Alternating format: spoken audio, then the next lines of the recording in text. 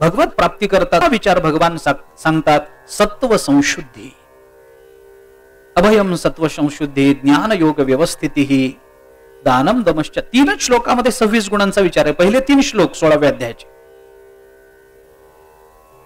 सत्व संशुद्धी. सत्व संशुद्धी म्हणजे काय? या शब्दाचा अर्थ काय होतो? सत्व शब्द अंतःकरणाचा वाचक आहे. थोडंसं आपण स्पष्ट बोलू या संबंधामध्ये. का म्हणतात? कारण अंतःकरण हे पंचमहाभूताच्या मिलित सत्वांशाचा परिणाम आहे म्हणून.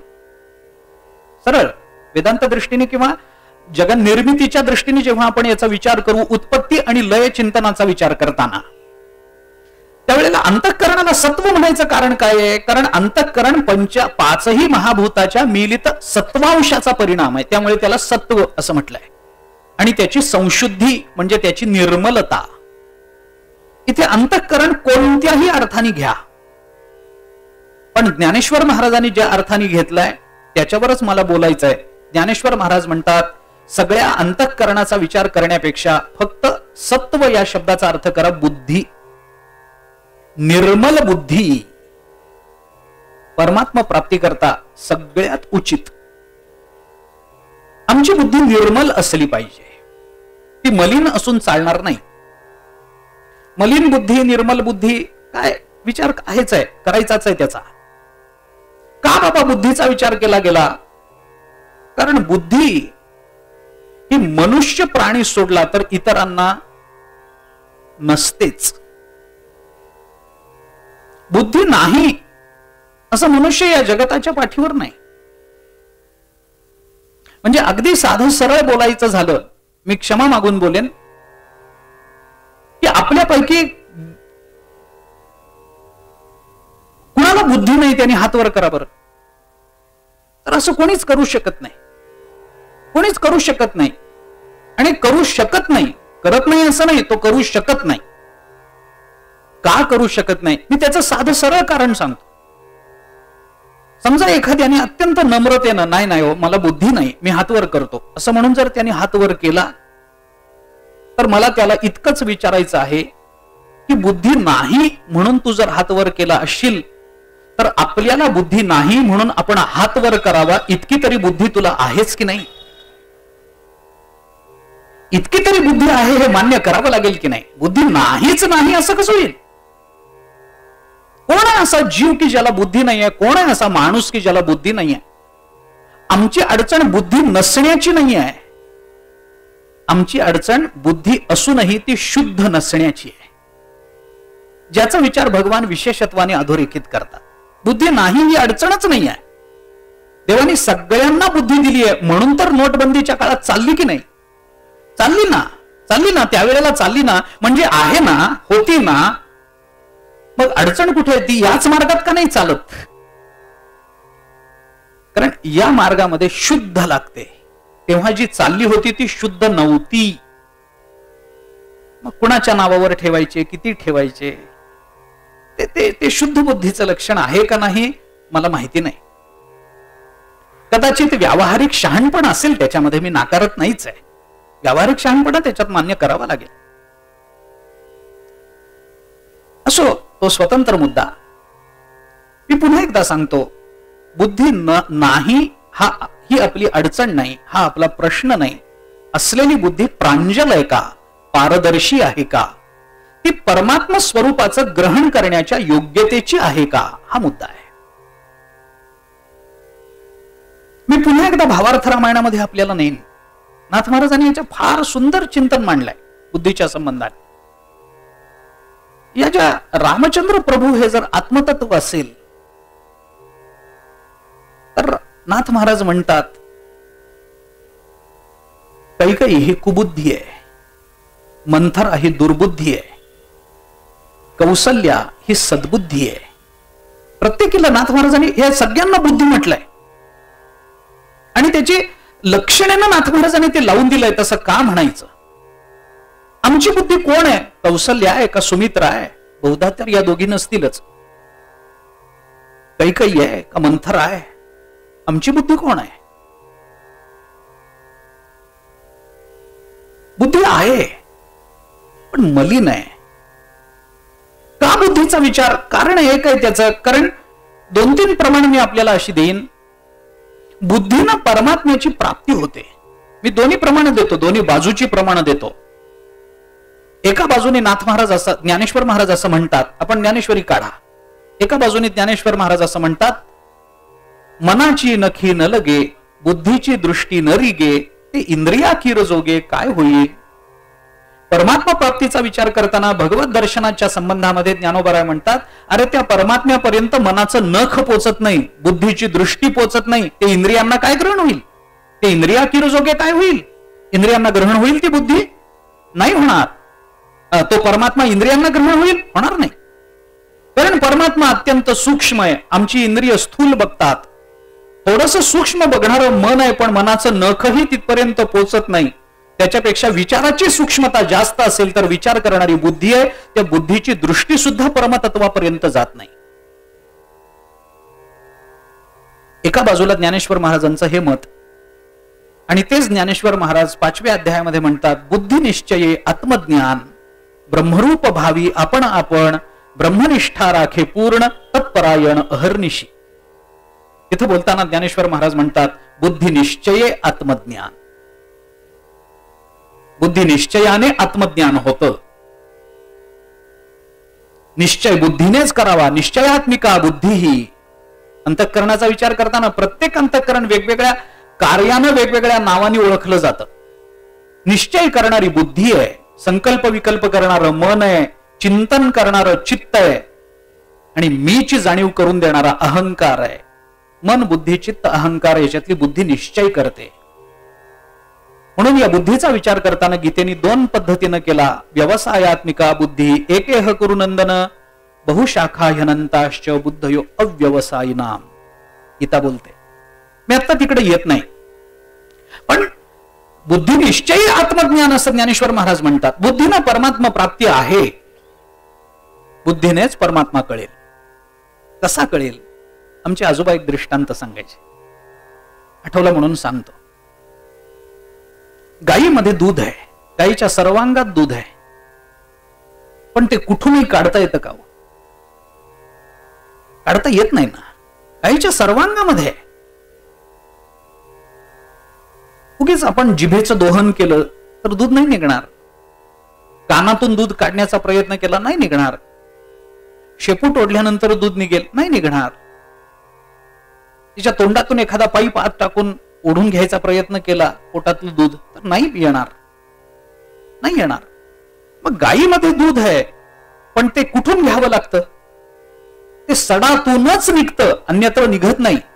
गायीच्या सर्वांगात दूध आहे, पण जसं ते फक्त सडातूनच प्राप्त होतं, तसं या जगताच्या कणाकणात परमात्मा आहे, पण तो कळतो फक्त बुद्धीतूनच. अन्य मार्गाने तो कळणार नाही. बुद्धी निश्चय करता आला पाहिजे. निश्चय बुद्धीचं काम आहे. म्हणून पुढे मग ते 12व्या अध्यायात आधी चिंतन करताना भगवंताने आपल्या भक्तांची लक्षणं सांगताना, संतुष्ट सततम योगी यतात्मा दृढ निश्चय. आत्म्याचा दृढ निश्चय कशाने करणार? बुद्धी निश्चय. तो बुद्धीनच होईल, अन्य मार्गाने होणार नाही. बुद्धीनं परमात्मा प्राप्त होईल. कसा होईल?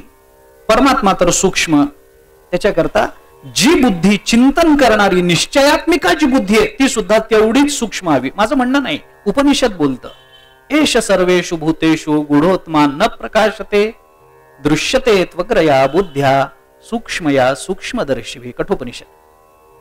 उपनिषद सांगतं, एष सर्वेषु भूतेषु गूढोत्मा न प्रकाशते.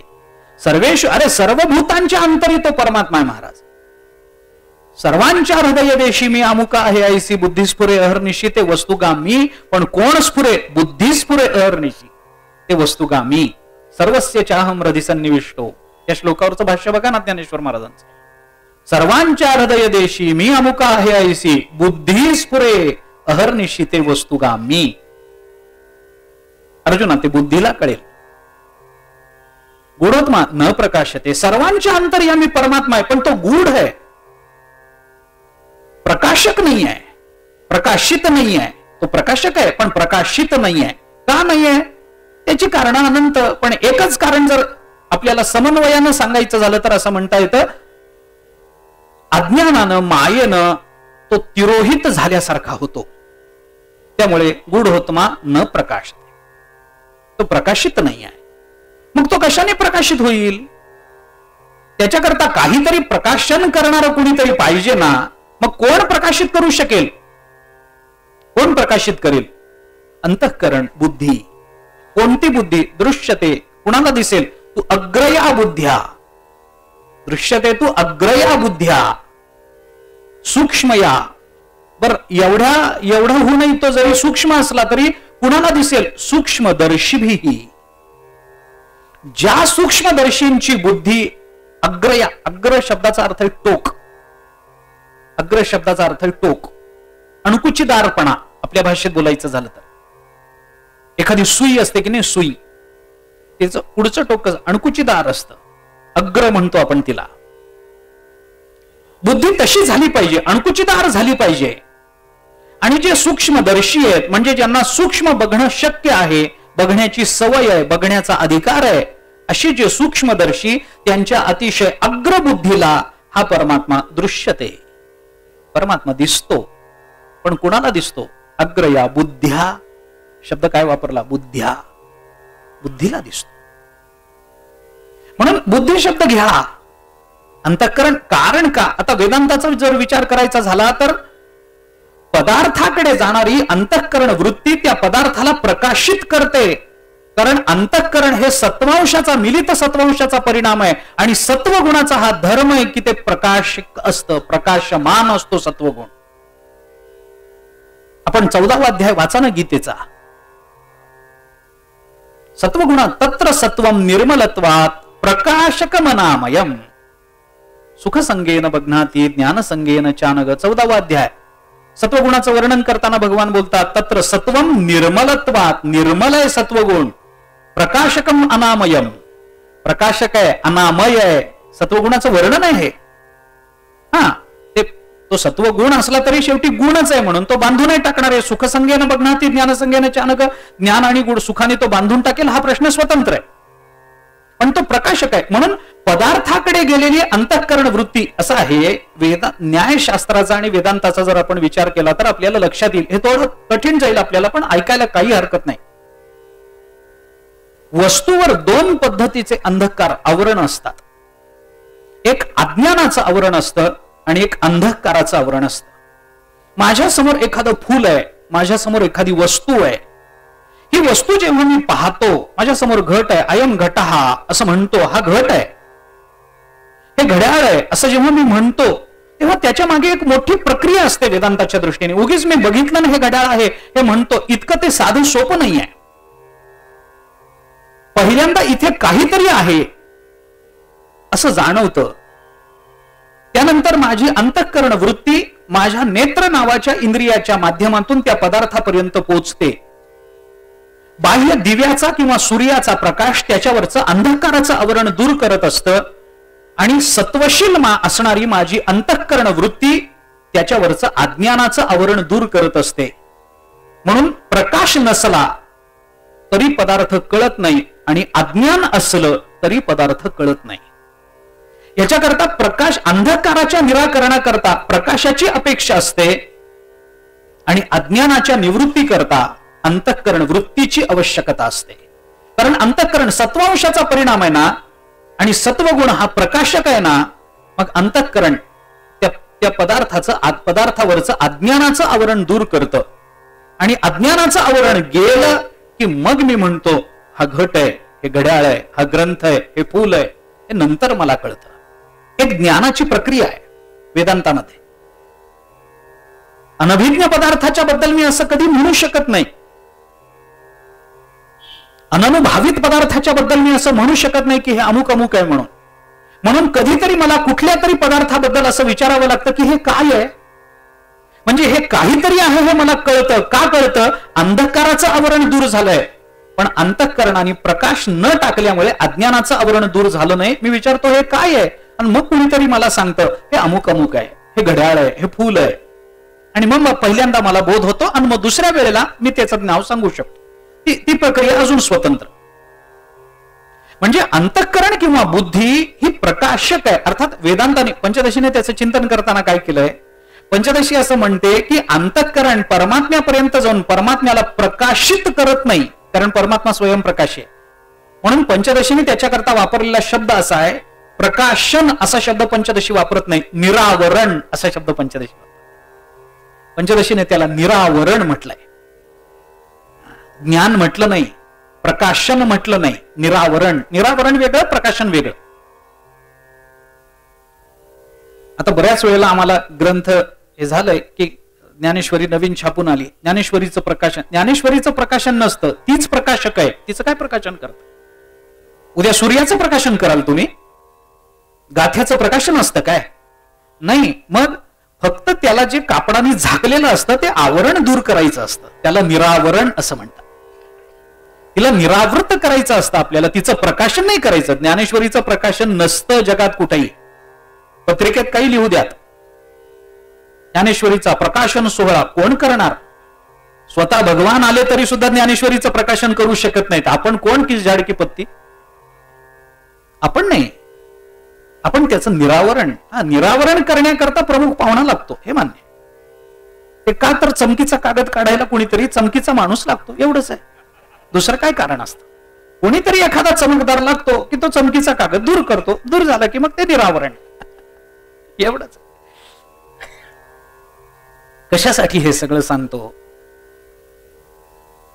बुद्धीनं परमात्मा कळतो असा जो शास्त्र सिद्धांत आहे त्याच्याकरता मी हे बोललो. पण कोणत्या बुद्धीला कळतो? कोणत्या बुद्धीला? बुद्धी निर्मल असली पाहिजे, मलिन बुद्धीला कळत नाही. बुद्धी, मी पुन्हा एकदा सांगतो, बुद्धी आहे सर्वांजवळ, पण कोणता ना कोणता तरी मळ तिला चिकटलेला आहे. कोणत्या ना कोणत्या मलाने ती मलिन झालेली आहे. त्याची नावं अनंत असतील. ममत्वाचा मल असेल, अहंकाराचा मल असेल, वासनेचा मल असेल, कुठला असेल सांगता येणार नाही. पण तो असेल एवढी गोष्ट नक्की. सर्वत्र भरून असणारा परमात्मा आजही आम्हाला सर्वत्र आहे असं वाटत नसेल तर नक्की बुद्धी मलिन आहे. तो जर सर्वत्र आहे असं आम्हाला कळत असेल आणि त्याची तशी अनुभूती येत असेल तर आमची बुद्धी निर्मल आहे हे मानावं लागतं. ज्ञानेश्वर महाराजांनी इथं बुद्धी असा शब्द जरी वापरलेला असला तरी जी वर्णन केलेली आहे ती मात्र अंतःकरणाच्या सगळ्या प्रकाराची आहे. मी मागे आपल्याला बोललो होतो, अंतःकरणाच्या वेगवेगळ्या कार्यावरून अंतःकरणाला मन, बुद्धी, चित्त, अहंकार हे नाव पडलं. मन म्हणजे अंतःकरणच आहे, बुद्धी म्हणजे अंतःकरणच आहे, चित्त म्हणजे अंतःकरणच आहे, अहंकार म्हणजे अंतःकरणच आहे. फक्त तिची कार्य वेगवेगळी आहेत म्हणून नावं वेगवेगळी आहेत, तितकंच आहे. मी आता पुन्हा तो विषय आपल्याला दृष्टांताने सांगत नाही.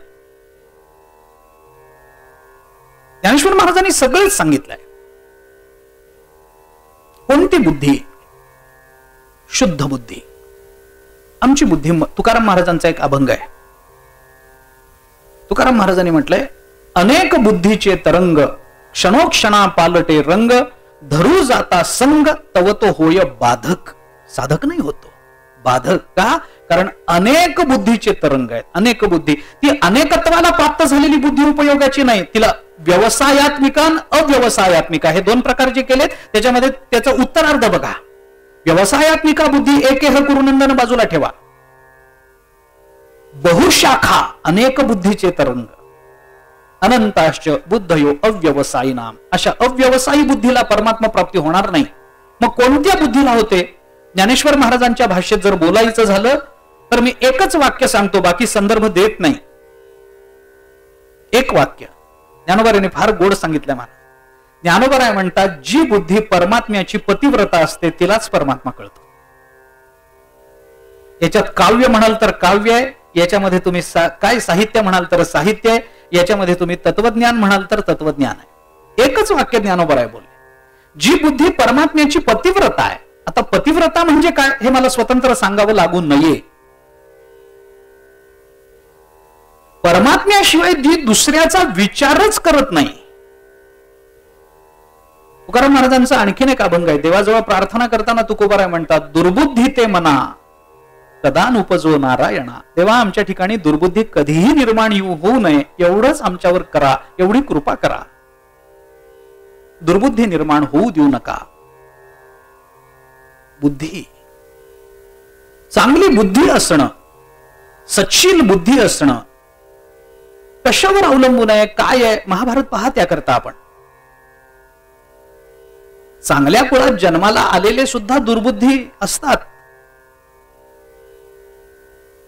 आणि असुर कुलामध्ये जन्माला आलेले प्रल्हाद सुद्धा भगवत प्राप्ती करता सहजतेने भगवत प्राप्ती करू शकतात, इतक्या योग्य अधिकाराचे असू शकतात. प्रश्न नाही. आमचे गुरुजी म्हणायचे, अहो तुळशीतही कधी कधी भांग उगवते आणि कधी कधी भांगेतही एखादं तुळशीचं रोप येतच. बघा ना, तेच आपण जनकाचं चिंतन जर केलं तर ज्या गीतेमध्ये कुणाचंही उदाहरण नाही. बरं, भगवंतांनी स्वतःचं उदाहरण दिलं, पण उदाहरण म्हणून जर आलं असेल तर फक्त जनकाचं आलंय. लोकसंग्रह करता असेल, काही का असेल, पण मोक्षाचं उदाहरण म्हणून जनकाचं आहे. मिथिला नगरीचा प्रत्येक राजा जनक हाच असतो. तो राजा झाला की त्याला जनकच म्हणायचं. आणि त्याची कुलपरंपरा अशी आहे की जनकाच्या मागच्या 42,000 पिढ्यांमधले सगळे जनक जीवनमुक्त आहेत, एकही जनक बद्ध नाहीये. काय बुद्धी असेल, काय कुलपरंपरा असेल, कशी बुद्धी? म्हणून शुद्ध लागते. योग वासिष्ठामध्ये वचन आहे, समया स्वच्छया बुद्ध्या सततम निर्विकारया यदा यद क्रियते राम तद दोषाय सर्वदा. रामचंद्र प्रभूंना उपदेश करताना वसिष्ठ महामुनी सांगतात, कशी बुद्धी पाहिजे? समया, समया म्हणजे सम असणारी. बर का, बुद्धी स्त्रीलिंगी रूप आहे ना, त्याचं ते होताना समया अशीच होईल. सम असं होणार नाही, समया असं स्त्रीलिंगी रूप आहे. समया स्वच्छया, सम असलेली, स्वच्छ असलेली बुद्धी. कशी? सततम निर्विकारया. माझ्या दृष्टीने सततम हा शब्द देहली दीपन्यायानं सगळीकडे लावावा. सततम समया, सततम स्वच्छया, सततम निर्विकारया. अशा बुद्धीनं रामा यदा यद क्रियते, या बुद्धीनं जे काही केलं जाईल, तद अदोषाय सर्वदा. तददोषाय तद अदोषाय सर्वदा. त्याच्याने कोणताही दोष प्राप्त होत नाही. स्वच्छ बुद्धीनं काही करा ना. गीतेच्या भाषेत जर बोलायचं झालं तर विकार रहित बुद्धीनं माणसानं जगाला काडी लावली तरी त्याला पाप लागत नाही. म्हणजे लावलीच पाहिजे असं बंधनही नाही.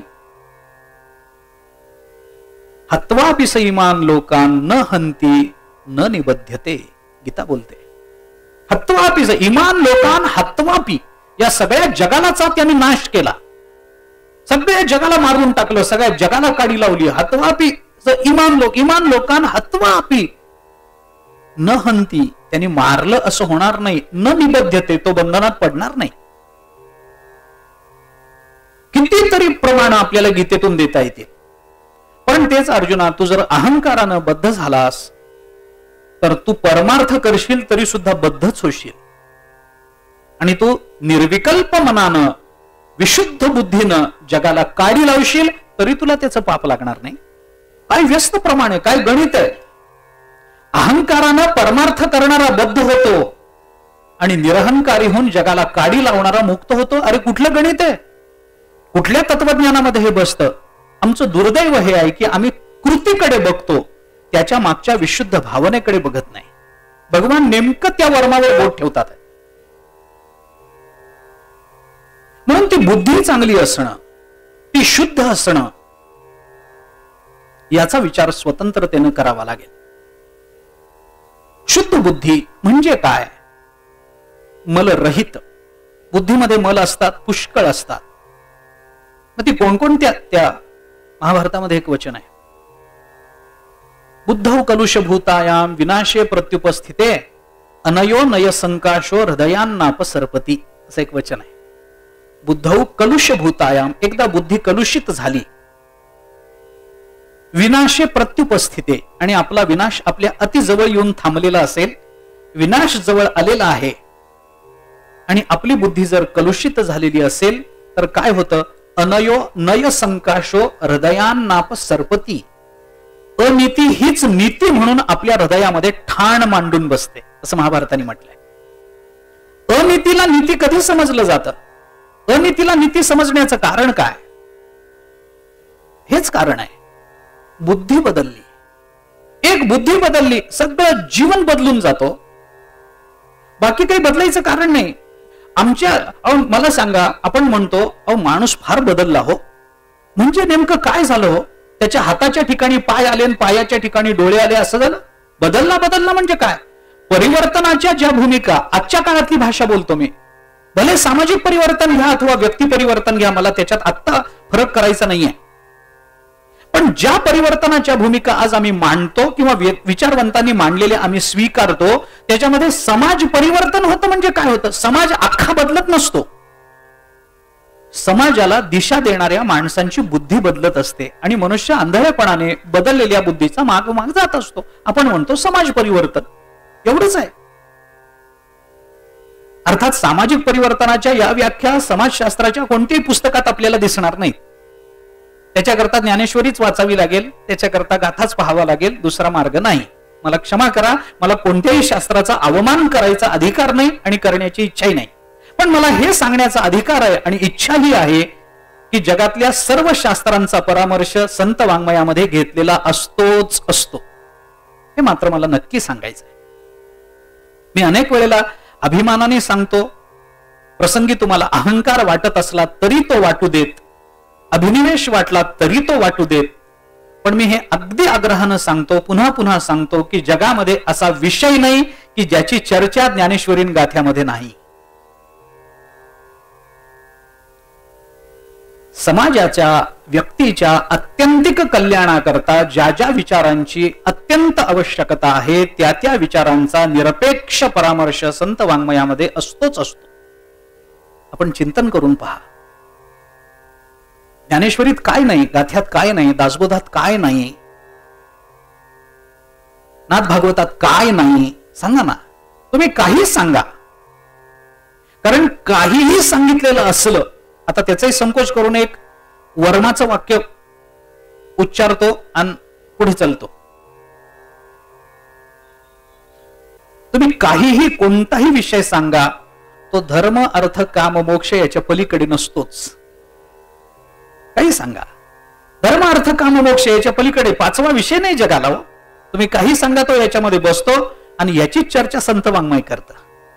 ते कसं करतं, काय करतं, पुन्हा स्वतंत्र मुद्दा. वर्ग पुरुषार्थाचं चिंतन हा स्वतंत्र विचाराचा विषय, जाता जाता बोलण्यासारखा विषय नाही. मुद्दा काय? बुद्धौ कलुषभूतायाम विनाशे प्रत्युपस्थिते अनयो नय संकाशो हृदयांनापसर्पती. अनीती हीच नीती म्हणून हृदयामध्ये ठाण मांडून बसते. याच्याकरता बौद्धिक परिवर्तनाची अपेक्षा आहे. या सगळ्याचा विचार मी आपल्याला अजून साकल्याने सांगण्यापेक्षा थोडासा संकोचाने सांगेन. एकच प्रमाण मला द्यायचं आहे, आपल्याला माहिती असणारं प्रमाण मला द्यायचं आहे आणि त्याच्यावरून ज्ञानेश्वर महाराजांची या सामाजिक परिवर्तनाकडे बघण्याची मूलगामी दृष्टी कशी प्रत्ययाला येते एवढंच आपल्या समोर ठेवायचं आहे. आपल्याला सगळ्यांना पसायदान पाठ आहे. मला नाही वाटत इथं कोणी पसायदान पाठ नसणारा उपस्थित असेल. सगळ्यांना पाठ आहे. पसायदानाची दुसरी ओवी, पहिली ओवी माहितीये, आता विश्वात्मके देवे येणे वाग्यज्ञे तोषावे तोषोनी मज द्यावे पसायदान हे. पसायदानाची प्रस्तावना उपक्रम या ओवीमध्ये ज्ञानेश्वर महाराजांनी केला आणि प्रत्यक्ष पसायदान जिथं मागणीचा प्रारंभ होतो तिथं मागताना पहिल्यांदा ज्ञानेश्वर महाराज काय म्हणतात, काय मागतात, काय पहिलं मागणं काय, जे खळांची व्यंकटी सांडो. व्यंकटी शब्दाचा अर्थ काय? व्यंकटी, व्यंकटी म्हणजे वाकडेपणा नाही. मी अनेक वेळेला सांगतो, पुन्हा पुन्हा सांगेन, गैरसमज होऊ नयेत. व्यंकटी शब्दाचा अर्थ वाकडेपणा असं होत नाही. आपण तो करतो, वाकडेपणा असा अर्थ नाही. खळ म्हटल्यानंतर वाकडी आहेच आहे ना, आता पुन्हा वाकडेपणा कशाला?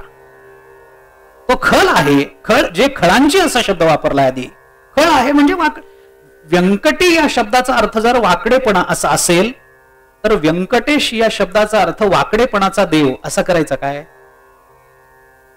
व्यंकटेश शब्दाचा अर्थ काय? व्यंकटी या शब्दाचा अर्थ आहे बुद्धी.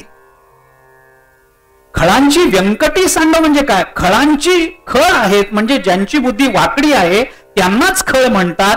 त्यांची बुद्धी, वाकडी बुद्धी सांडो.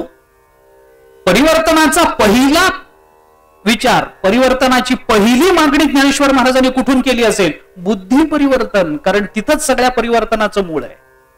बुद्धी बदलली, सगळं बदललं. तुकाराम महाराजांची भाषा सांगतो, बुद्धीचा पालट धरारे काही, मागुता नाही मनुष्य देह.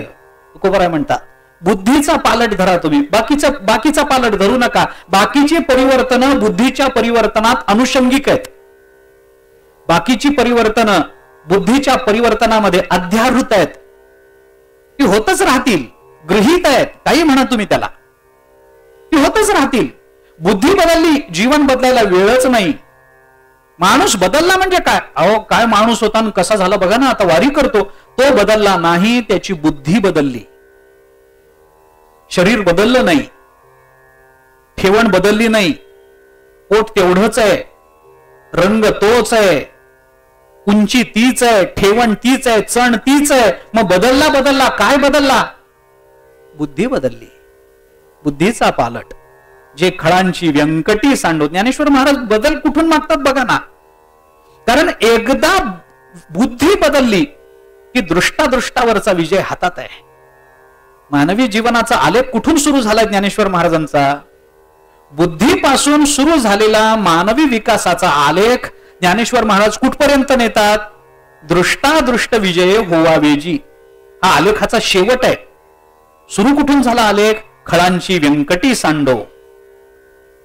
म्हणजे खळांची व्यंकटी वेगळेच कुणीतरी आहेत आणि दृष्टादृष्टावरचा विजय कुणाला तरी वेगळ्यालाच मिळणार आहे असं नाही. ज्या खळाची बुद्धी नष्ट झालेली आहे, ज्याची सत्कर्मामध्ये आवड निर्माण झाल्यामुळे त्याची बुद्धी सद्बुद्धी व्हायला लागलेली आहे, त्याचाच विकास होत होत होत होत शेवटी दृष्टादृष्टावरचा विजय. एकाच माणसाचं परिवर्तन आहे, एकाच समाजाचं परिवर्तन आहे. अमेरिकेमध्ये खळांची व्यंकटी सांडावी आणि भारतामध्ये दृष्टादृष्टावरचा विजय नाही अपेक्षित. असं होत नसतं. विकासाच्या, आता हे पुन्हा तेच आहे, मी समाजशास्त्र बोलीन तर पुन्हा अजून अडचण निर्माण होईल. म्हणून एक बुद्धी बदलली, तिच्यातले दोष निवृत्त व्हायला लागले, बस सगळं सोपं आहे, सगळं साधं आहे.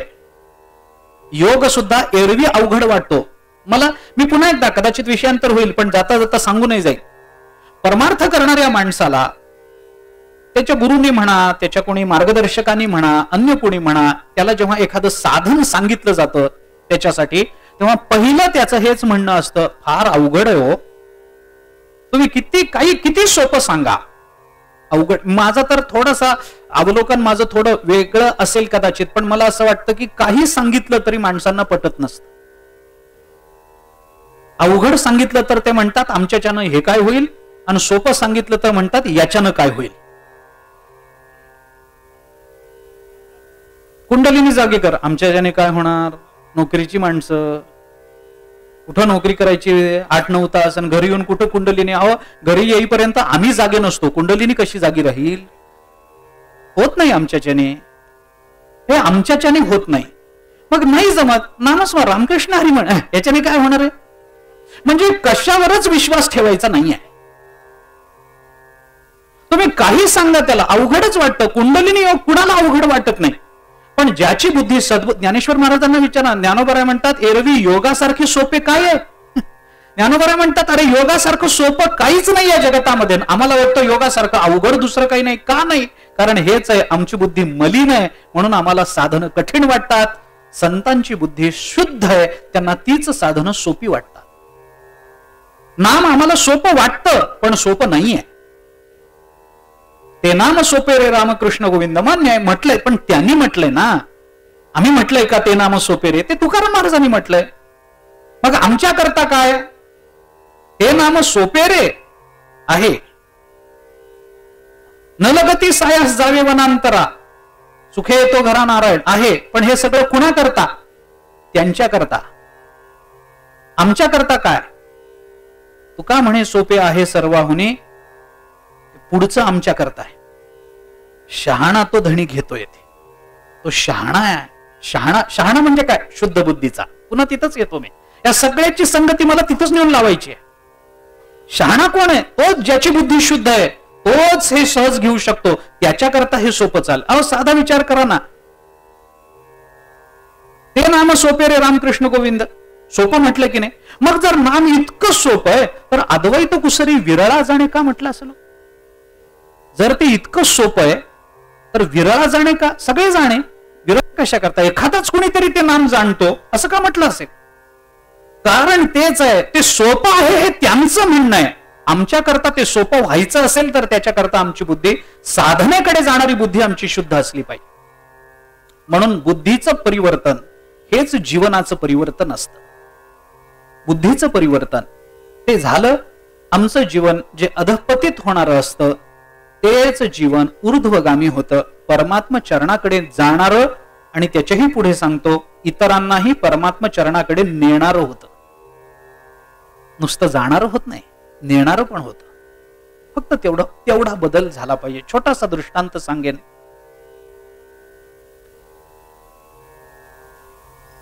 एक महात्मा संन्यस्त, भगवे कपडे धारण केलेला, अधिकार संपन्न, त्याला प्रवासाला जायचं होतं. कुठे? नावेतून जावं लागणार होतं. समुद्रातला प्रवास होता.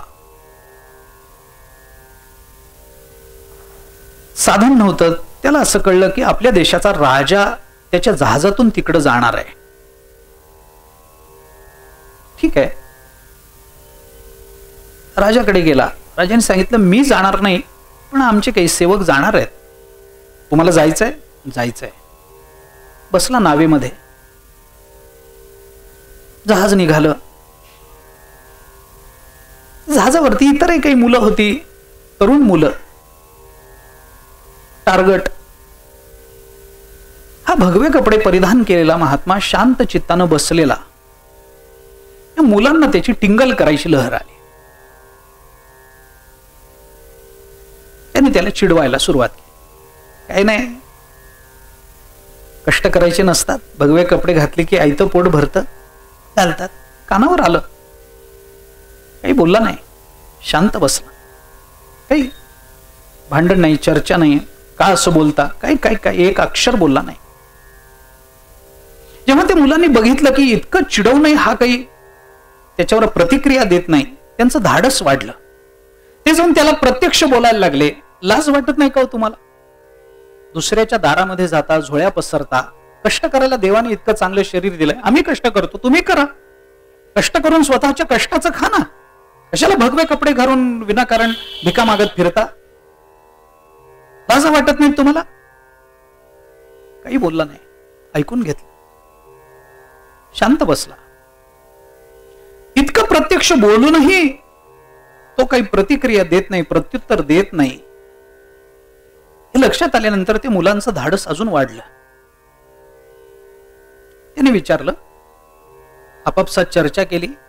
इतकं बोलूनही याला काही कळत नाही, उत्तर देत नाही, फारच निगरगट्ट दिसतोय. म्हणून मग त्यांची मजल पुढे गेली. ते जाता येता मुद्दाम त्याला धक्का द्यायला लागले. मुद्दाम तो पडेल, धक्का लागून असं बघायला लागले. 2-3दा तो पडला. काही प्रत्युत्तर नाही, प्रतिक्रिया नाही. मला का धक्का दिला? डोळे फुटले काय? काही बोलला नाही. धक्के मारूनही तो काही कळत नाही. अजून धाडस वाढलं. आता तर ते प्रत्यक्ष त्याला मुद्दाम हेतुतः जाऊन त्रास द्यायला लागले. त्याचं उपर्ण ओढ, त्याच्या डोक्यावर टपली मार, त्याला टाचणी टोचव. तरी तो काही बोलला नाही. त्यांचं धाडस अजून वाढलं. ते जाऊन प्रत्यक्ष आता त्याला मारायला लागले. तरी तो महात्मा काही बोलला नाही. त्याला काही वाटलं नाही. देहभाव गेलाच होता, काही वाटलं नाही. त्याला काही वाटलं नाही, पण भगवंताला बघवलं नाही. भक्ता राखे पायापासी, दुर्जनासी संहारी, परित्राणाय साधूनाम विनाशायचे दुष्कृताम. साधूंचं रक्षण आहे. भगवंताला बघवलं नाही. भगवान त्याच्या समोर प्रकट झाले. भगवान म्हणाले, अरे काय तुझं चाललंय? ते तुला शिव्या काय देतात, धक्के काय देतात, मारतात काय, तू बघत काय बसलास? काय बघत बसलास? काहीतरी बोल ना तू. रागाव त्यांना, शिव्या दे, काहीतरी कर. त्यांनी मारलं तर तू मार. म्हणाला जाऊ द्या ना देवा, काय करायचंय आपल्याला. देतात, बोलतात, खूप लोक बोलतात, सगळ्यांना कुठं उत्तर देत बसायचे. आपला वेळ कुठं, मी तुमचं चिंतन करत बसलोय, तो वेळ का वाया घालवायचा. नाही नाही, मला काय. भगवान म्हणाले अरे असं करू नको, हा प्रघात पडेल. तू एक काम कर, त्यांच्याकडे फक्त तू रागाने बघ, एकदा रागाने बघ, त्यांना स्वतंत्र सरपण लागणार नाही याची व्यवस्था मी करतो. तर म्हणाला जाऊ दे देवा, कुठं भांडण करत बसता. अहो आता किनारा जवळ आला, एकदा किनाऱ्यावर पोचलो की ते त्यांच्या मार्गाने जातील, मी माझ्या मार्गाने जाईन. आयुष्यात पुन्हा एकमेकांची भेट आमची होणार नाही.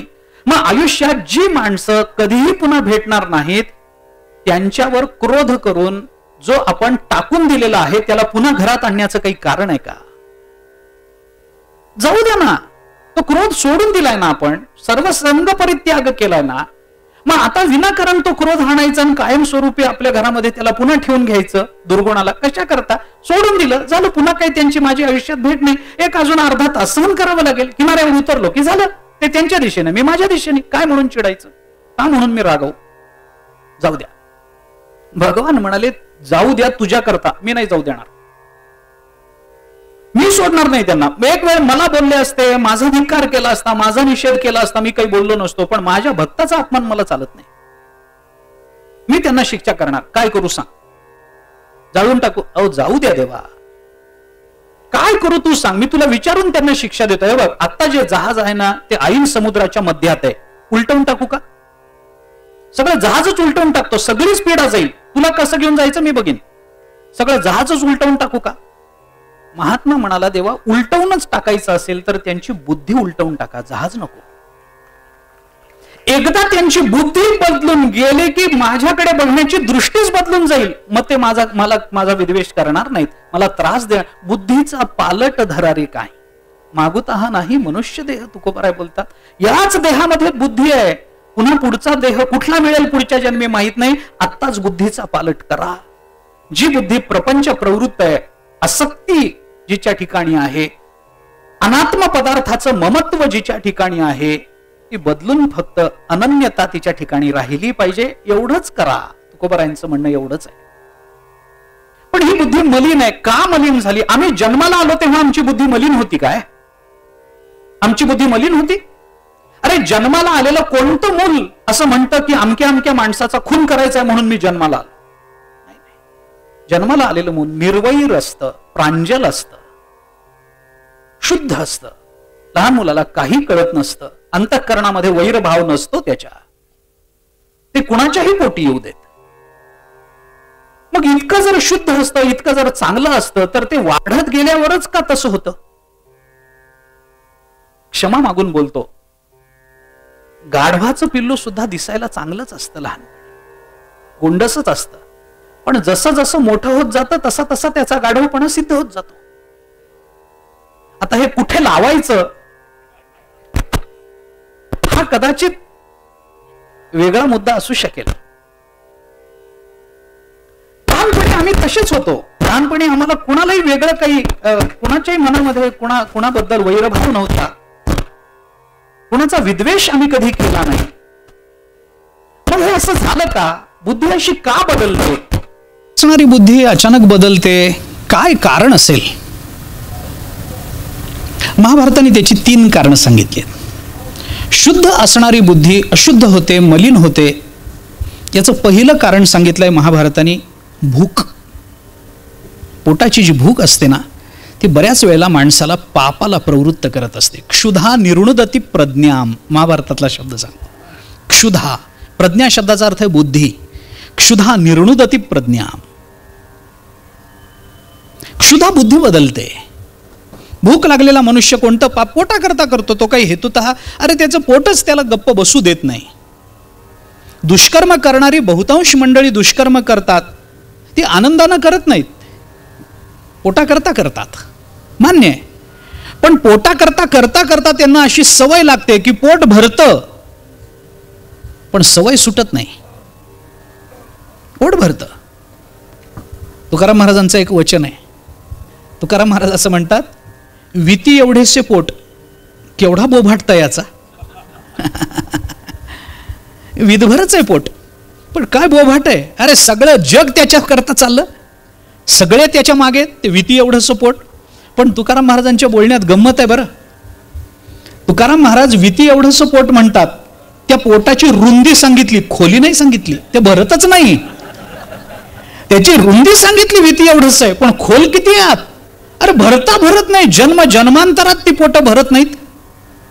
मनुष्य पापाकडे प्रवृत्त होतो, सामान्य कारण आहे, लौकिक कारण आहे.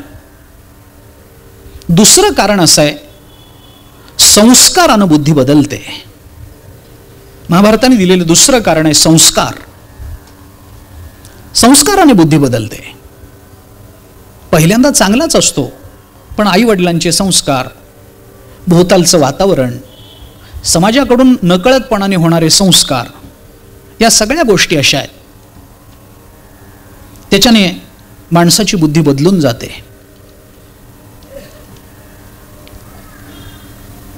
तिसरं कारण महाभारताने दिले आहे संगती. बुद्धीच्या परिवर्तनाचा तिसरं कारण परिवर्तनाचं महाभारताने दिलं संगती. आपण कुणाच्या संगतीत राहतो, कारण संगतीचा परिणाम फार विचित्र होतो माणसाच्या जीवनावर, फार विचित्र.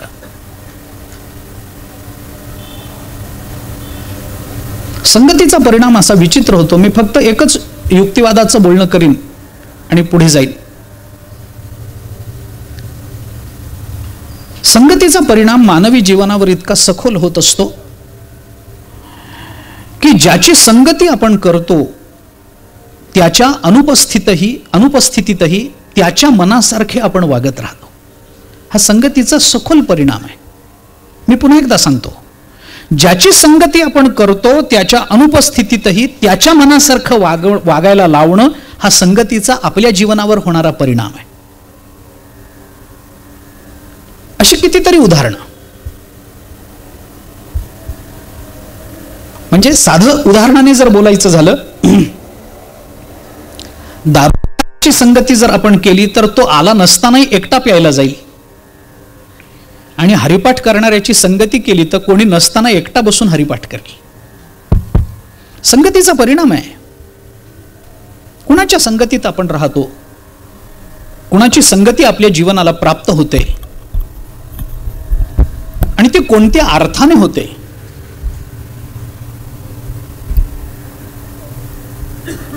या सगळ्याचं नाही म्हटलं तरी एक परिणाम आहे. संगतीनं बुद्धी बदलते. महाभारतामधला प्रसंग आहे. संजय याने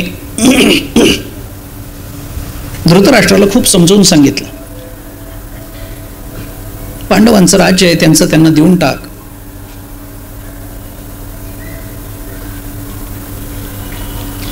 तुझं नाही आहे, तुला सांभाळण्याकरता हे दिलंय. कधी ना कधीतरी आज ना उद्या त्यांचं राज्य त्यांना देऊनच टाकायचंय आपल्याला. देऊन टाक.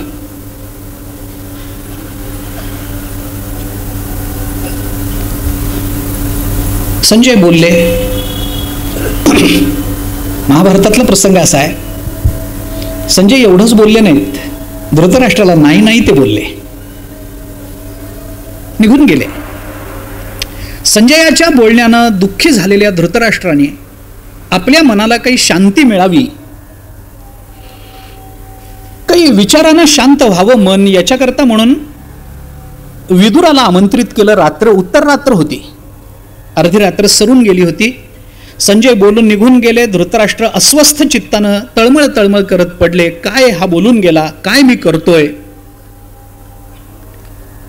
विदुराला बोलवलं. इतक्या रात्री मला राजाने का बोलवलं असेल, का बोलवलं असेल असं वाटलं असेल काहीतरी, म्हणून गेले. सेवकाने आदराने आत नेलं. धृतराष्ट्र तळमळ करत पडले होते. विदुराने विचारलं, इतक्या उशिरा रात्री मला का बोलवलं.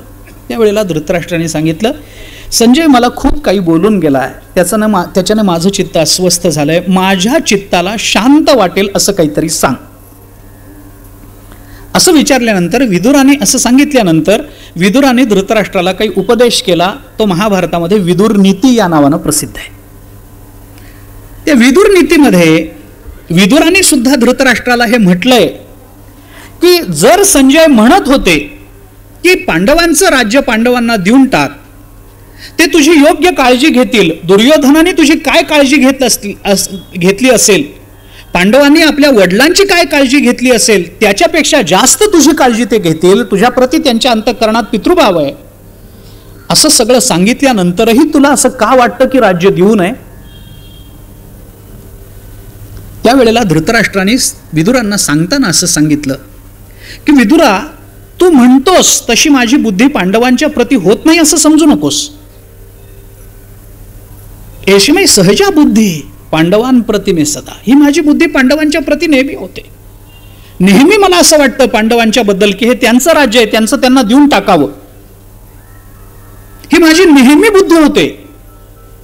पांडवांप्रती मे सदा, नेहमी पांडवांच्या प्रती माझी अशी बुद्धी होते. पण काय करू, दुर्योधनम समासाध्य पुनर्विपरिवर्तते, पण पुन्हा दुर्योधन भेटला की पुन्हा बदलून जाते. मला एवढंच म्हणायचं आहे की संगतीनं, मुलाच्या संगतीनं बापाची बुद्धी सुद्धा बदलू शकते. आपण कुणाची संगती करतो याच्यावर आपली बुद्धी चांगली का वाईट हे ठरवतं. परिणाम काय होईल तो वाक स्वतंत्र आहे. मागे मी आपल्याला पंचतंत्रातली एक कथा या संबंधामध्ये सांगितली होती. असंग संग दोषेण साधो यांती विक्रियाम दुर्योधन प्रसंगेण भीष्मो गोहरणे गतः.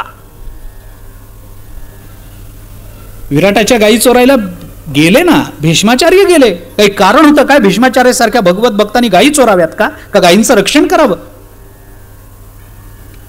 पण पंचतंत्राने हे म्हटलंय ना. कशामुळं? दुर्योधनम समासाध्य पुनर्विपरिवर्तते. धृतराष्ट्र म्हणतात दुर्योधन भेटला, पुन्हा आमची बुद्धी बदलते. दुर्योधनामुळे भीष्माचार्य बिघडले. विराटाच्या घरी गायी चोरायला गेले. काय झालं हा प्रश्न स्वतंत्र आहे त्याच्यातला. पराजित का व्हावं लागलं, बृहन्नलेच्या रूपामध्ये अर्जुनाने काय पराक्रम गाजवला वगैरे वगैरे स्वतंत्र त्याचा विचार असेल. महाभारतातला शब्द बृहन्नला असाच आहे बरं. बृहन्नडा हे नंतर झालं, बृहन्नला. पण ते व्याकरणामध्ये ल आणि ड यांचा अभेद होतो असा एक नियम आहे. डलयोर अभेद हा असं एक सूत्रच आहे व्याकरणामध्ये. ड आणि ल याचा अभेद होतो, बऱ्याचदा होतो. असू दे. बृहन्नलेने काय पराक्रम गाजवला, त्याच्यामुळे या कौरवांना का परास्त व्हावं लागलं, त्या गायींचं रक्षण कसं झालं, हा स्वतंत्र मुद्दा असेल. पण असंग संग दोषेण साधवो यांती विक्रियाम, मला हे सांगायचंय. साधवो, सामान्य नाही, साधवो यांती विक्रिया. तुकाराम महाराजांनी म्हटलंय ना, मला याचाच अनुवाद जवळजवळ असावा असं तुकाराम महाराजांचं वचन आहे ना. सगळ्यांना माहिती आहे, ढेकणाच्या संगे हिरा जो भंगला, दृष्टांत झाला. सिद्धांत पुढे, कुसंगे नाडला कोण? अरे साधू. कुसंगे नाडला माणूस तैसा नाही म्हटलं ना. साधूची वृत्ती संघानं बदलते, साधूची बुद्धी संघानं बदलते, तुकोबराय म्हणतात. ढेकणाच्या संगे हिरा जो भंगला.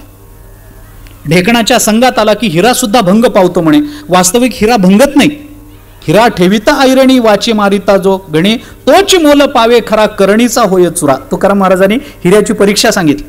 खरा हिरा ऐरणीवर ठेवून त्याच्यावर घण घातला तरी तुटत नाही, फुटत नाही. करून बघा घरच्या हिऱ्यांची परीक्षा एकदा.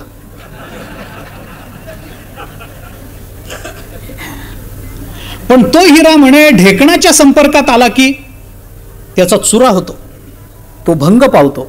अशी करून बघा परीक्षा. जाऊ द्या, घणावर ठेवून त्या ऐरणीवर ठेवून घण घालू नका, निदान ढेकणाच्या संपर्कात तरी ठेवा. माझा विश्वास नाही याच्यावर. आपण प्रयोग करतो, तुम्ही हिरा आणा, मी ढेकून आणतो, बघू तरी काय होईल. तसं दोघांच्या मदतीनं काहीतरी होईल. या निमित्तानं सासूरवाडीहून आलेले हिरे खरे का खोटे हे तरी कळेल. म्हणजे हिराच म्हणतोय मी, हे तरी कळेल. ते काय आहे, हिरा भंग पावतो म्हणजे मी एका रत्नपारखेला विचारलं होतं,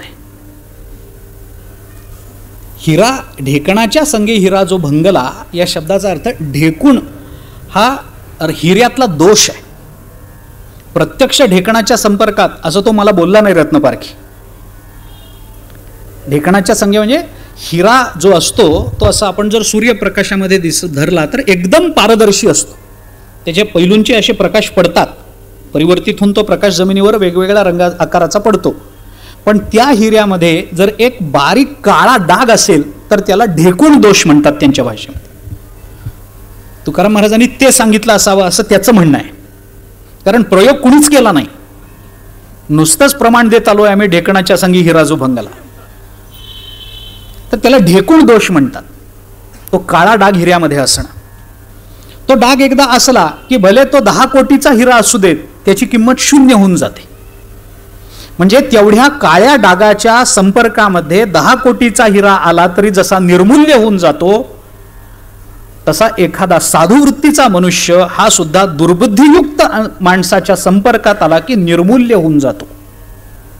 कुसंगे नाडला साधू तैसा असंग संग दोषेण साधवो यांती विक्रिया. दुर्योधन प्रसंगेण भीष्म गोहरणे गता. भीष्माचार्य चांगलेच होते, पण दुर्योधनाचा संग झाला ना मग गेलं. त्याला पंचतंत्रांनी कथा सांगितली, मी अनेक वेळेला सांगितली, आपल्या स्मरणातही असेल, उगी उल्लेख करून जातो. एक कावळा आणि एक राजहंस यांची संगत घडली. एके दिवशी ते दोघे एका झाडाच्या फांदीवर गप्पा मारत बसले. दुपारची वेळ. नेमका त्या देशाचा राजा शिकारीला म्हणून अरण्यात आलेला, अत्यंत थकलेला, नेमका विश्रांती करता त्या झाडाच्या खाली आला. धनुष्यबाण बाजूला ठेवलं आणि थोड्या वेळ पडावं म्हणून झोपला. गार वारा सुटला होता. घामाघूम झालेला राजा क्षणात डोळा लागला आणि गाढ झोपून गेला. उन्ह कलायला लागली. सूर्याची एक तिरीप राजाच्या डोळ्यावर पडायला लागली. राजाची झोप चाळवली. राजहंस तिथं बसला होता. राजहंसाने बघितलं राजाची निद्राभंग होते. ही उन्हाचा हा किरण, ही तिरीप आहे, त्रास देतोय. आपल्या देशाचा राजा आहे, त्याला विश्रांती हवी आहे, म्हणून राजहंस त्यांनी काय केलं, त्या जागेवरून आपले असे पंख पसरले आणि ते ऊन अडवलं. राजाला डोळा लागला. तिथंच वर बसलेला राजहंस त्यांनी आपले पंख पसरले, ऊन अडलं, डोळा लागला. त्याच्या शेजारी कावळा बसला होता. त्या कावळ्याला काय वाटलं देव जाणे, त्या कावळ्याने सुद्धा बसल्या जागेवरून राजाला गंध लावलं. हे कळतं ना, गंध लावलं. ती घाण अंगावर पडल्याबरोबर राजा एकदम दचकून उठला. बघितलं घाण पडली आहे. अरे राजा मी या देशाचा, माझ्या अंगावर घाण टाकण्याचं कुणाचं सामर्थ्य, म्हणून वर बघतो तर कावळा उडून गेला. राजहंस पंख पसरून बसला होता. राजाला वाटलं याच पक्षाने घाण टाकली असेल. लगेच धनुष्यबाण उचललं आणि राजहंसाला मारून टाकले.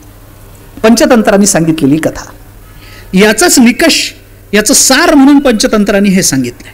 असंग संग दोषेण साधो यांती विक्रिया. दुर्योधन प्रसंगेण भीष्म गोहरणे गतः. राजहंसाला उपकार करूनही प्राणाला मुकावं लागलं. काय कारण आहे? कावळ्याची संगत, दुसरं कारण नाही. मी गमतीनं सांगतो, असे कितीतरी कावळे आपल्या अवतीभोवती असतात. लगेच शेजारच्या माणसाकडे बघण्यात तात्पर्य नाही की हाच कावळा आहे का काय माझ्या जीवन, असं नाही म्हणायचं आहे. पण हा विचार की समाजामध्ये फिरताना अशा कावळ्यांना त्यागलं पाहिजे, त्यांचा त्याग केला पाहिजे विचाराच्या दृष्टीने, हे मात्र निश्चित आहे. मग आता ही जर दुर्बुद्धी संगतीनं होत असेल, संस्काराने होत असेल, क्षुधेने होत असेल, तर मग सद्बुद्धी म्हणून काहीतरी असेलच की नाही, निर्मल बुद्धी म्हणूनही काही असेलच की नाही, तिचंही काही लक्षण असेल की नाही. महाभारताने त्याही संबंधामध्ये काही खुलासा केला आहे. काय खुलासा? महाभारत असं म्हणतं की बुद्धीच्या ठिकाणी 5 गुण असावेत, ज्याचा उपयोग आपल्या पारमार्थिक चिंतनामध्ये आपल्याला व्हावा. काय गुण असावेत? आपल्या बुद्धीच्या ठिकाणी काहीतरी गुण असावेत. काय गुण असावेत? दूरदृष्टी असावी, पूर्वस्मरण असावं, प्रत्युत्पन्नता असावी. हे सगळे बुद्धीच्या ठिकाणी असणारे गुणच आहेत. बुद्धीला काय काय कळलं पाहिजे. पूर्वस्मरण हवं, दूरदृष्टी हवी.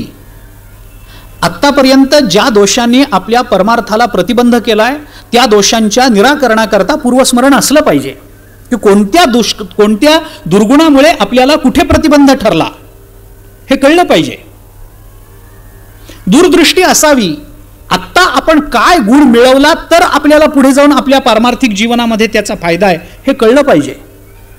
प्रत्युत्पन्नता हवी, कारण परमार्थ मार्गामध्ये कधी कोणतं संकट कुठल्या वेळेला निर्माण होईल आणि कोणत्या अवस्थेत निर्माण होईल सांगता येत नाही. काही संकटाचं निराकरण करण्याकरता प्रत्येक वेळेला विचाराचा कालावधी मिळतोच असं नाही. याच्याकरता थोडी पूर्वतयारी आपली असली पाहिजे, थोडी बुद्धीला प्रगल्भता असली पाहिजे. याच्याकरता प्रत्युत्पन्नता, प्रतिउत्पन्नता ही आपल्या ठिकाणी असली पाहिजे. लगेच उत्तर सुचली पाहिजेत काही प्रश्नांवरती. असं असं असं झालं का, असं करू. प्रत्युत्पन्नता असली पाहिजे, दूरदृष्टी असली पाहिजे, पूर्वस्मरण असलं पाहिजे. पुष्कळ आहेत, महाभारताने पुष्कळ सांगितलं.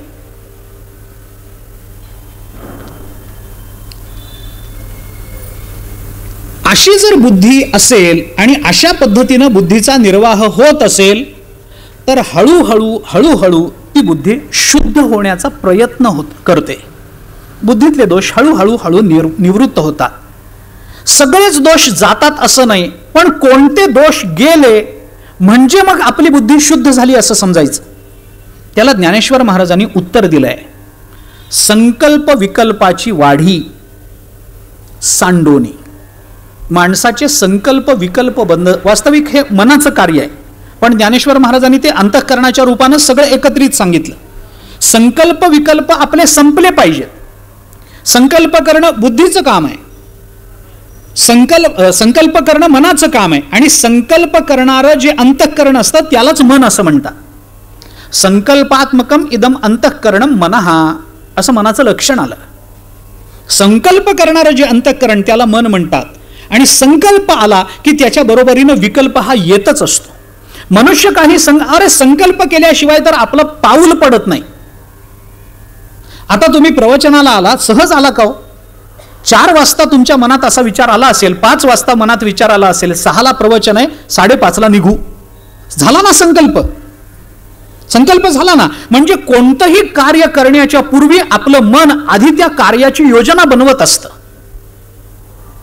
आणि मग नेमके 5:30ला पाहुणे आले, गप्पा मारत बसले, त्याच्यामध्ये 6 वाजून गेले.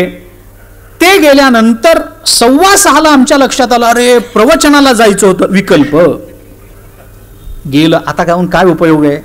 झालं 15 मिनिटं प्रवचन, आता पुढचं पावणे तास 2 तास ऐकायचं काय तास, म्हणजे 15 मिनिटं गेले आणि 1.5-2 तास राहिले, तर ते काय ऐकायचं आता? म्हणजे 15 मिनिटं गेले, 1.5-2 तास राहिले, तेवढं आता 1.5-2 तास तर राहिले, 15 मिनिटं गेले. असं आहे विकल्प. विकल्पाने माणसाला काय होतं? आता हे एक मानसशास्त्र आहे बरं का. आपण कधीतरी त्या अर्थाने विचार करून बघा. माणसाचा संकल्प एका गोष्टीचा, एका कर्माचा असतो, पण विकल्प मात्र 1000 मुखानं मनात प्रविष्ट होत असतात. संकल्प एकाच कर्माचा होतो, पण विकल्पाला मात्र पर्याय, अनंत पर्याय. प्रवचनाला जायचं हा एकच संकल्प आहे, पण मग ऐन वेळेला पाऊस आला तर किती विकल्प आहेत बघा ना. पाहुणे आले तर, तिथं कोणी मास्कच घातला नसेल तर किती विकल्प आहेत बघा ना. समजा महाराजच आले नाहीत तर, येता येता महाराजाला ऍक्सिडेंट, कशा करता का आमच्या जीवावर? पण तो विकल्प येतो ना, एक नाही. म्हणून मी म्हटलं ना, संकल्प नेहमी एका क्रियेचा, एका कर्माचा आहे, पण त्याच्या अनिश्चिततेकरता आणि त्याच्या विरुद्ध अर्थाकरता अनेक विकल्पांची मांदियाळी आमच्या मनामध्ये उभी राहते. अनेक विकल्प उभे आहेत, आणि मग त्याच्यापैकी कोणत्या तरी एका विकल्पाचा निश्चय होतो आणि तो संकल्प वाया जातो. एक मानसशास्त्र आहे. म्हणून मी म्हटलं की मानसशास्त्राच्या अंगाने याचा विचार करून बघा. शुद्ध बुद्धी, शुद्ध अंतःकरण कोणतं? जे अंतःकरण संकल्प विकल्प करत नाही. ज्याने संकल्प करायचं सोडून दिलंय. संकल्प करायचं कधी मन सोडतं? ज्या वेळेला मन स्थिर होतं त्यावेळेला संकल्प थांबतात. नाहीतर संकल्प विकल्पाच्या लाटा या मनाच्या अथांग समुद्रावर नेहमी उमटतात. ज्या दिवशी मन स्थिर आहे, ज्या दिवशी मन शांत आहे, आणि ते कधी शांत होतं? ज्या दिवशी ते भगवत चरणाशी जोडलं जातं, त्याच दिवशी त्याची शांती आहे, त्याच दिवशी त्याचं स्थैर्य आहे. आता कोठे धावे मन, तुझे चरण देखील या. भाग गेला, क्षीण गेला, अवघा झाला आनंद, तुकोबाराय बोलतात ना. आता कुठे धावे? अरे धावणं सोडलं मनाने. ही धावाधाव काय आहे? संकल्प विकल्प हीच मनाची धावाधाव आहे. मग ही धावाधाव करायची कशा करता? करी ऐसी धावाधावी चित्त लावी चरणापे. तुकाराम महाराज, अरे भगवंताच्या चरणाकडे आपलं चित्त लागावं याच्याकरता तर सगळी मरमर आहे, याच्याकरता तर सगळी धावपळ आहे.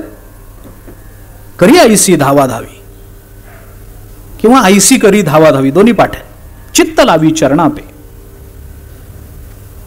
मन ज्या दिवशी तिथं जाईल, ज्ञानोबारांनी म्हणून चिंतन केलंय, परिया मनाचे एक निके जे गोडीची ठाया सोके म्हणून अनुभव सुखची कौतुके दावीत जाय. गीता वाचा ना आपण. असंशयम महाबाहो मनो दुर्निग्रहम चलम अभ्यासेन तू कौंतेय वैराग्येन च गृह्यते. भगवान सांगतात अर्जुनाला, असंशयम काय, कशात संशय नाही. चंचलम ही मनो कृष्ण असंशयम महाबाहो. बरोबर आहे अर्जुना, मन चंचलच आहे पण शांत होईल ना. कशाने होईल? अभ्यासेन तू कौंतेय वैराग्येन च गृह्यते. अभ्यास आणि वैराग्यानं तुझं मन शांत होईल. वैराग्य काय करतं? नको त्याचा त्याग करायला लावून जे आवश्यक आहे, जे जीवनामध्ये अपरिहार्य आहे, त्याच्या एकाकडे आपल्याला तद्रूप तल्लीन करायला लावतं. म्हणून मी सुरुवातीला वाक्य बोललो ज्ञानोबारायांचं, जी बुद्धी परमात्म्याची पतिव्रता आहे तीच बुद्धी परमात्म दर्शन करून देण्याची अधिकारी आहे. तीच देऊ शकते, सगळी बुद्धी देत नाही. संकल्प विकल्पाची ओढी सांडोनी. ज्ञानोबाराय काय बोलतात? मला ते बोलायचंय. रजतमाची कावडी सांडोनी. रजतमाची कावड आहे. रज आणि तम हे दोन्ही गुण काय करायला लावतात? पुन्हा तेच आहे. रजोगुण काय करायला लाव? रजो रागात्मकम विद्धी तृष्णा संग समुद्भवम. आहे की नाही? तृष्णा वाढवणार, आणि ती तृष्णा निर्माण झाली बस, मग तर काय. त्या योग वासिष्ठांनी त्या तृष्णेच्या वर्णनाकरता एक अध्यायच खर्च केलाय. तिला नाही नाही त्या उपमा रूपकामध्ये गुंतवून टाकले. त्या तृष्णेचं वर्णन केलं वसिष्ठांनी रामचंद्र प्रभूंसमोर. कथेतली कथा आहे पण ठीक आहे, मला कथा नाही सांगायची आता. तिला वाघ म्हटलंय, त्या तृष्णेला मोर म्हणलंय, त्या तृष्णेला कोल्हा म्हटलंय, त्या तृष्णेला मरकटी म्हटलंय. एक नाही, तृष्णा थांबत नाही तोपर्यंत सगळं चालू आहे. तुकोबारांना विचारा, याजसाठी केला होता अट्टहास, शेवटचा दिस गोड व्हावा, आता निश्चिंतीने पावलो विसावा, खुंटलिया धावा तृष्णेचिया. तृष्णेचिया धावा खुंटलिया, निश्चिंतीने विसावा पावलो. एकदा तृष्णेची धाव बंद पडली, माझ्या जीवनाची निश्चिंतीच होती, आणि त्याच्याकरता तरी केला होता अट्टहास. याच्याकरता तरी अट्टहास करायचा. ही तृष्णा आम्हाला काय काय करायला लावेल सांगता. आशा तृष्णा माया अपमानाचे बीज, नाशिलिया पूज्य होई जेतो. अधिरासी नाही चालो जाता मान, दुर्लभ दर्शन धीर त्यांचे. तुकोबारायांचं वचन. आशा तृष्णा माया अपमानाचे बीज. आता त्याच्यामध्ये वैलक्षण्य काय आहे हा स्वतंत्र मुद्दा आहे. आशाही मनातच, मायाही मनातच, आणि तृष्णाही मनातच. म्हणून त्याला काय आहे आता ते लांब आहे, पण भेद वेगळा आणि वैलक्षण्य वेगळं. वैलक्षण्यामध्ये भेद अनुस्यूत आहे का नाही विचार करण्यासारखी गोष्ट आहे. भेदामध्ये आम्ही दोन्ही एकाच अर्थाने वापरतो. वैलक्षण्य आणि भेद हे दोन्ही शब्द आम्ही एका अर्थ, पण एका अर्थाचे नाही आहेत ते. त्यांच्यात भावभेद आहे. अर्थ साधर्म्य आहे पण भावभेद आहे. आपण जरा बारकाईने बघा ना, दोन स्वतंत्र पदार्थातला फरक दाखवणं हा भेद आहे, आणि एकाच पदार्थाची दोन रूप सांगणं हे वैलक्षण्य आहे. असं असतं.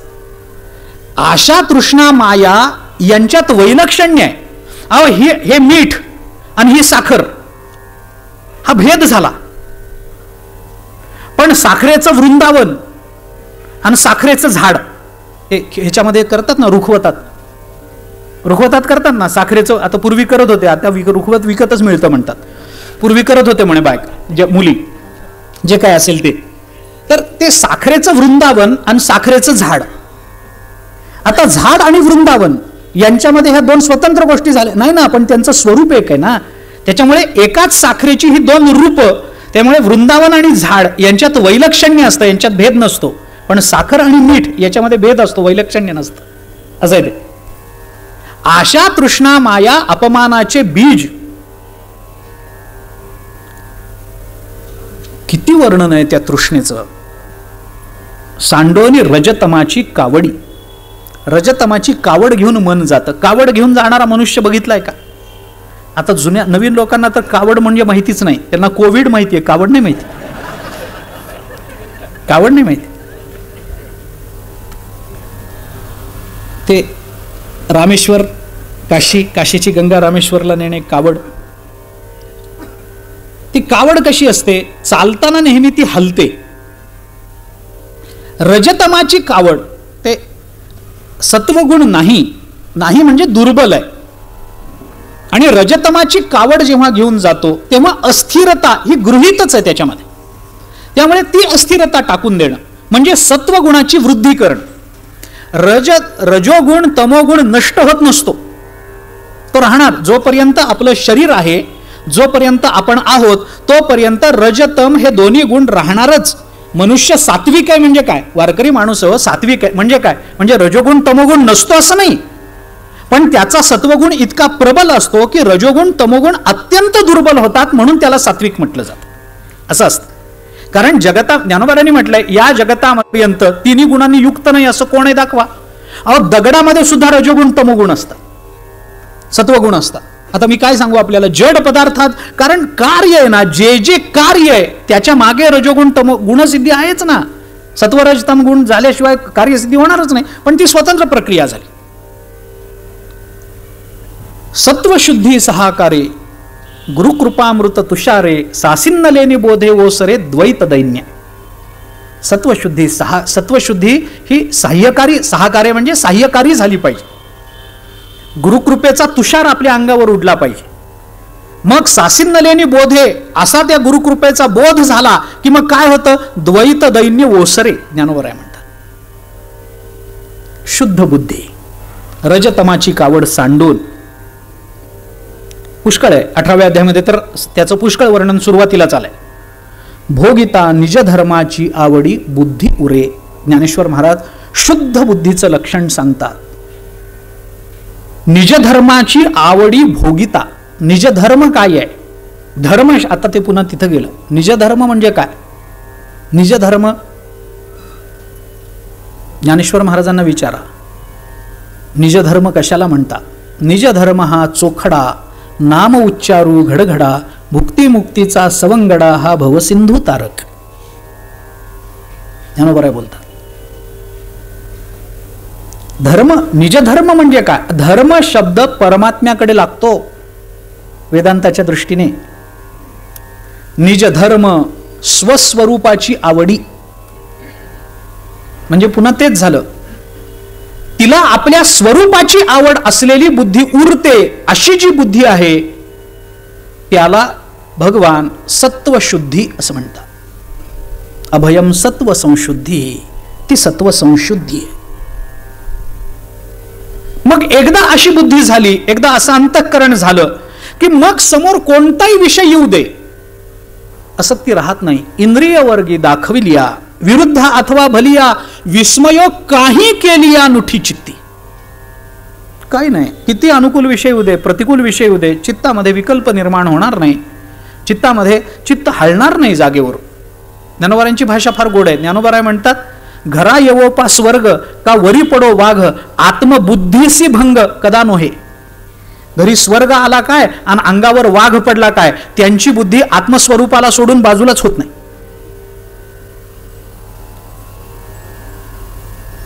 सनकादिकांचं वर्णन भागवतात आलेलं. निमिषार्धम न तिष्ठन्ते वृत्तीम ब्रह्ममयीं विना. वृत्ती, तिथला वृत्ती शब्द अंतःकरण वृत्ती याच अर्थाने. अंतःकरण वृत्ती ब्रह्मस्वरूपाला सोडून क्षणभर बाजूला होत नाही. क्षणभर नाही, निमिषार्धम, अर्धा निमिष.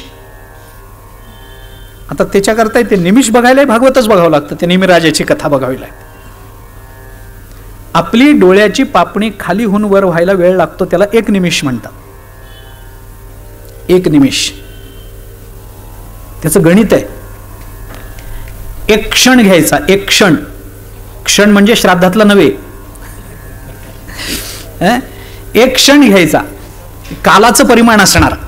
एक क्षण, त्या क्षणाचे 2700 तुकडे करायचे. बघा आता कसं करता, काय नाही, घरी जाऊन करता का इथेच करता, बघा ठरवा. एका क्षणाचे 2700 तुकडे केल्यानंतर त्याच्यातला एक जो तुकडा त्याला म्हणायचं एक निमिष. त्या निमेषाचा अर्धा भाग, तेवढा काल सुद्धा त्यांची बुद्धी परमात्म चिंतनाविना राहिली नाही. किती पतिव्रता असेल? विषय, अनुकूल विषय समोर आल्यानंतर त्याच्याकडे प्रवृत्त होणं स्वभाव आहे माणसाचा. नवल काय त्याच्यामध्ये? नवल काय? इंद्रिय वर्ग आम्हाला काहीतरी भोग दाखवतो. आमची वृत्ती भोगासक्त आहेच आहे, कारण रजतमाची आवड आहे, ती विषयाकडे जाणार. पण या महात्म्यांचं कसं असतं, ते विषयाचा त्याग करतात हे म्हणणं सुद्धा त्यांचा अपमान आहे. हो, मी काय बोलतो आपण ऐका. विषयाचा ते त्याग करतात, याच्यात त्यांचं मोठेपण नाही आहे. विषयच यांच्या समोर येण्याचं धाडस करत नाहीत, हा त्यांचा मोठेपण आहे. विषयच समोर येत नाहीत. आपण त्याच्याकरता 14वा अध्याय बघा ज्ञानेश्वरीचा. ज्ञानोबा विस्तारानं त्याचा विचार सांगतात आपल्याला. कसं होतं, काय होतं, ती बुद्धी कशी मदत करते. इंद्रिय दाखवतात आम्हाला, पण विषयांची ताकद नाही आहे. अशा महात्म्यांच्या समोर यावं आणि स्वतःचा काही प्रभाव दाखवावा.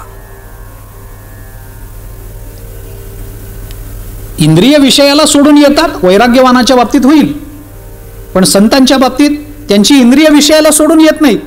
विषयच त्यांच्या इंद्रियासमोर येण्याचं धाडस करत नाहीत.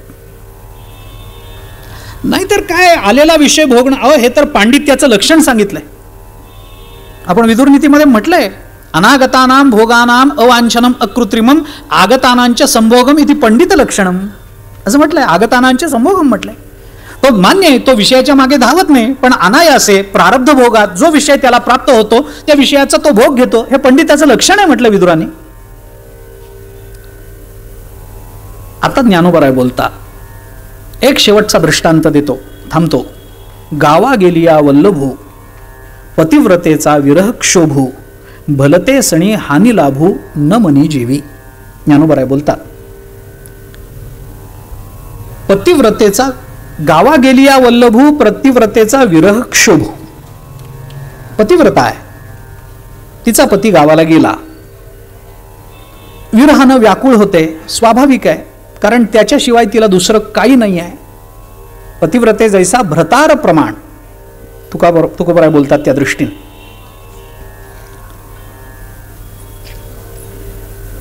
पतीच्या चिंतनात आहे, अखंड चिंतन चालू आहे, आणि तिला सांगितलं की अगं तू त्याचं चिंतन करतेस, पण दूध उतू गेलं ना. तिला त्याची हानी वाटते का? पती समोर दुधाची काय किंमत आहे? हो, तिचं लक्ष कुठं लागलंय? आपल्या प्राण असणाऱ्या पतीकडे.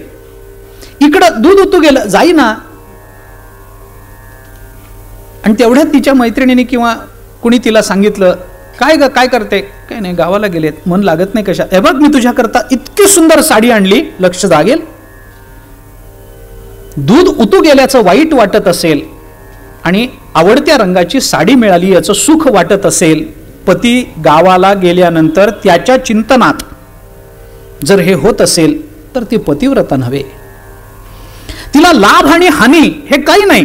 तसं जी बुद्धी परमात्म्याकडे लागली, तिला प्रपंचामध्ये अनुकूलता आली काय अथवा प्रतिकूलता आली काय? अनुकूलतेत काय होणार? मोक्ष समोर येऊन उभा राहिला तरी काय, आणि प्रतिकूलतेत काय होणार? माझं मरण समोर येऊन उभं राहिलं तरी काय? तिला लाभ आणि हानी वाटत नाही.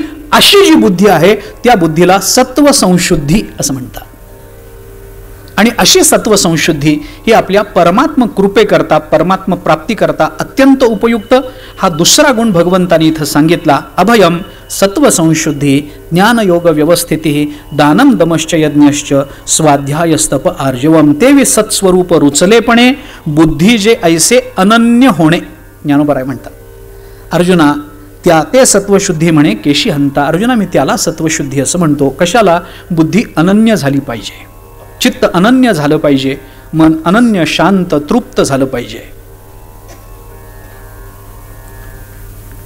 अनन्य शब्दाचा अर्थच असा आहे, अन्याश्रयाणाम त्यागो अनन्यता. नारद महर्षींनी भक्तिसूत्रामध्ये अन्य आश्रयाचा त्याग करणं याला अनन्यता म्हटलंय. तस्मिन अनन्यता तद्विरोधेषु उदासीनता, हे बाकीच्यांच्या बाबतीत मान्य आहे. पण अनन्य होणं म्हणजे त्या व्यतिरिक्त दुसरा विषय नसणं. छोटी कथा सांगेन, थांबेन. अनेक वेळेला सांगितलेली आहे, पण अनन्यता कळण्याकरता मला फार छान वाटते ही गोष्ट. गोकुळाच्या बाहेर काही परिक्रमा आहेत. आपण प्रदक्षिणा करतो ना, ब्रह्मगिरीची प्रदक्षिणा आहे, तशी गोकुळाच्या बाहेर काही 84 कोस, 48 कोस, 42 कोस अशा काही परिक्रमा आहे. ते परिक्रमा करण्याकरता एक आचार्य आपल्या शिष्यांबरोबर चालले होते. नेमका मुक्काम गोकुळाच्या बाहेर पडला. थोडक्यात सांगतो. परंपरेमध्ये संध्याकाळी दरबार भरला. म्हणजे ते गुरुजी होते, ते असे आसनावर बसले, खाली त्यांचा सगळा शिष्य संप्रदाय वर्ग बसला. काही प्रश्नोत्तरं चालली होती, काही दिवे लावलेले, बत्त्या लावलेल्या, प्रश्नोत्तरं काही चालू होती. कोणी प्रश्न विचारत होतं, नामस्मरणात मनच लागत नाही हो, असंच होत नाही, देव भेटायला काय करा, काय विचारतात ते विचार, हे काही त्यांना सांगत होते. तिथून गोकुळात राहणारा एक गोपाळ मथुरेमध्ये बाजार हाट करून ज्वारीचं पोतं डोक्यावर घेतलेलं गोकुळाकडे परतत होता. गावाच्या बाहेर बघितलं, काही दिवे लागलेत, बत्त्या लागल्या आहेत, काहीतरी पारमार्थिक प्रश्नोत्तरं चालू आहेत, ऐकावीत. जाणाऱ्याला वाटतं रस्त्यावरून जाता जाता ऐकावं 2 मिनिटं बस. आता एवढं पोतं डोक्यावरती तर कसं बसेल, त्यांनी ते ज्वारीचं पोतं खाली टाकलं, त्याच्यावर बसला. गंमत अशी झाली की त्याच्या पोत्याची उंची यांच्या आसनापेक्षा थोडी उंच. त्यांचा अहंकार दुखावला. माझ्यापेक्षा उंच बसतो म्हणजे काय? त्याने विचारलं, ए कोण आहेस तू, आमच्यातला दिसत नाही. त्याला राग आला. तो म्हणला, गाव माझं, मी गोपाळ, आणि हे माझ्या गावात येऊन मलाच विचारतात काय कोण म्हणून. याला काय म्हणतात, तू कोण आहेस? म्हणलं, मी कोणी का असे ना, तुम्ही कोण आहे? त्यांना अजून राग आला. त्यांना वाटलं काहीतरी आता आध्यात्मिक उत्तर देऊन याला थांबवलं पाहिजे, म्हणून त्यांनी सांगितलं, मी कोण आहे म्हणून विचार. हो तुम्ही कोण? ते गुरुजींनी सांगितलं, आम्ही अनन्य आहोत. तू कोण आहेस? तर म्हटलं, तुम्ही अनन्य आहे तर मी फनन्य आहे, मला उत्तर देता येत नाही काय आडवं? तुम्हीच आडवं बोलावं, मी आडवं बोलू नये, नियम आहे. तुम्ही अनन्य, मी फनन्य. आता यांना अजून राग आला. त्यांना फनन्य काय असतं? तो म्हणलं, अनन्य काय असतं? अनन्य काय असतं? आता ते त्यांना वाटलं की हे प्रकरण साधनही दिसत आहे. तो गोपाळच होता, गोकुळात राहणारा. म्हणलं, हे अनन्य काय असतं?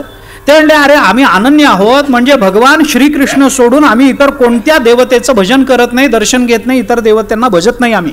आम्ही गणपतीकडे जात नाही, आम्ही शंकराकडे जात नाही, आम्ही दुर्गेकडे जात नाही, आम्ही देवीकडे जात नाही, इतर ब्रह्मदेवादी देवांकडे जात नाही, इंद्र माहिती नाही आम्हाला फक्त एक भगवान श्रीकृष्ण माहिती आहे, असे आम्ही अनन्य आहोत.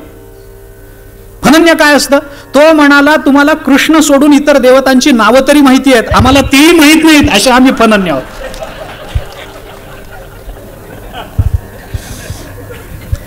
बुद्धीचं अनन्य होणं याचा अर्थ भगवंत नदी समुद्राशी अनन्य होते म्हणजे काय होते हो? नदी समुद्राशी अनन्य होते म्हणजे काय होते? म्हणजे अन्य राहतच नाही. तशी जी बुद्धी परमात्मा रूप झाली, अनन्य होणं म्हणजे काय? बुद्धीच परमात्मा रूप झाली. बुद्धीचे जे ऐसे अनन्य होणे, अर्जुना, ते सत्वशुद्धी म्हणे केशी हंता. त्याला मी सत्वशुद्धी म्हणतो असं भगवान म्हणतात.